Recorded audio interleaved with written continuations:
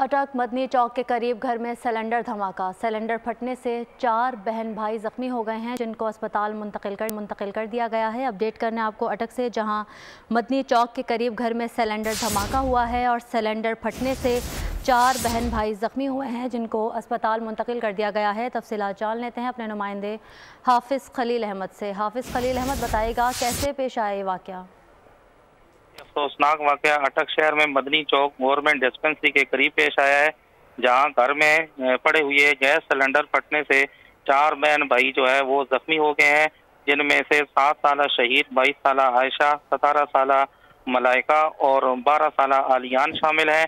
इतला मिलने पर रेस्क्यू अमला जो है वो फौरी तौर पर जाए वक़ूआ पर पहुंच गया है, जिन्होंने तमाम जख्मियों को डिस्ट्रिक्ट हेडक्वार्टर अस्पताल मुंतकिल कर दिया है, जहां पर डॉक्टरों का कहना है कि तमाम जख्मियों की हालत जो है वो खतरे से बाहर है।